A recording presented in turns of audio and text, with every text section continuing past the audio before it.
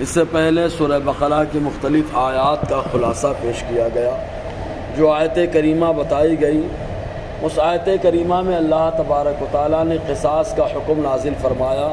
اور قصاص کے تعلق سے اللہ تبارک و تعالیٰ نے 3 اہم باتیں رکھی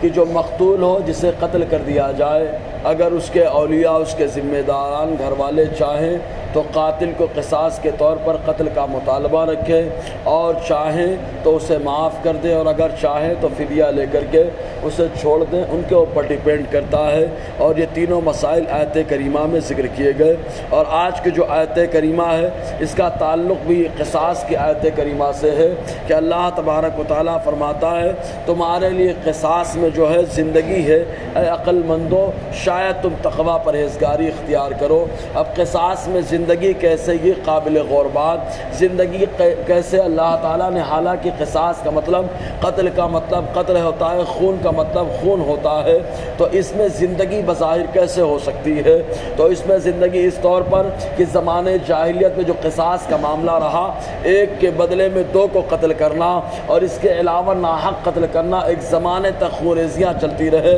تو اس میں جو ہے اللہ تعالیٰ نے قصاص کا حکم نازل فرما کر بتا دیا جو قاتل بنے گا اسے بھی قتل کر دیا جائے گا۔ تو اگر وہ اپنی زندگی کا جو ہے، اپنی زندگی کی بقا چاہتا ہے، اپنے آپ کو محفوظ کرنا چاہتا ہے، تو کسی مسلمان کو ناحق قتل نہ کرے۔ تو اس طریقے سے جب قاتل اور ظالم قتل کرنے سے باز آ جائے گا تو اس طریقے سے اللہ تبارک و تعالیٰ لوگوں کی زندگی کی حفاظت کی ضمانت قصاص کے حکم میں نازل فرماتا ہے، اور رب فرماتا ہے بلکم فی القصاص حیات یا اولی الالباب، اور تمہارے لیے قصاص میں زندگی ہے اے عقل مندو۔ ورنہ تو اللہ تبارک و تعالیٰ کے ہر حکم کے اندر بظاہر انسان جو ہے اپنے لیے سختی تصور کرتا ہے، لیکن یہ اللہ تبارک و تعالیٰ کا کرم ہے کہ اس کے اندر زندگی اللہ نے عطا فرمائی۔ آج ذرا تصور کریں، کبھی کسی چیز کی وجہ سے دوسرے کی زندگی کا معاملہ ڈیپینڈ رہتا ہے۔ جیسے آپ دیکھیں جب جو ہے جانور ذبح ہوتا ہے حلال، تو اس طریقے سے انسان اس کو کھا کر اپنی بھوک مٹا کر زندگی محسوس کرتا ہے۔ اسی طریقے سے قاتل جب قتل کر دے تو قصاص کے طور جب اس کو قتل کر دیا جائے گا تو دوسرے لوگ عبرت اور نکال اور نصیحت حاصل کریں گے اور دوبارہ قتل کرنے کی کوشش نہ کریں گے، تو اس طریقے سے زندگی کا معاملہ مضبوط ہو جائے گا۔ تو اللہ تبارک و تعالیٰ نے ہر حکم کے اندر بہت ساری حکمتیں جو ہے پوشیدہ رکھی ہیں۔ کبھی کبھی ایسا ہوتا ہے کہ انسان کا دماغ ان حکمتوں تک پہنچ پاتا ہے اور کبھی رسائی نہیں ہوتی ہے، سمجھ میں آئے تو سبحان اللہ، اور اگر نہ سمجھ میں آئے تب بھی اس کو ماننا ہے۔ یہی معاملہ امر تعبدی کا ہے، یہی معاملہ آدمی کے بندہ ہونے کا ہے، کہ شان بندگی یہی ہے، رب نے حکم دیا ہے ماننا ہے۔ تو اللہ تعالیٰ فرماتا ہے اور تمہارے لیے قصاص میں زندگی ہے اے عقل مندو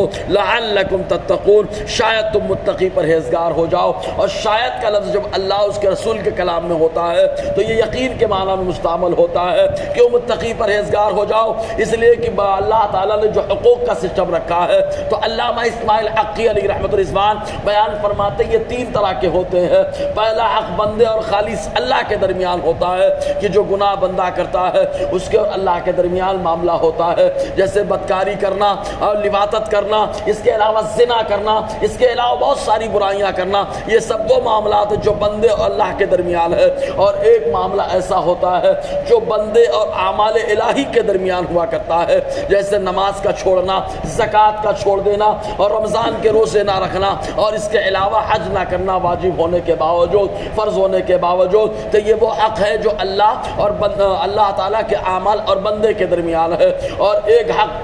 ایسا ہوتا ہے جو بندے کے درمیان ہوتا ہے، جس کو حقوق العباد کہا جاتا ہے۔ تو قصاص کا معاملہ یہ جو ہے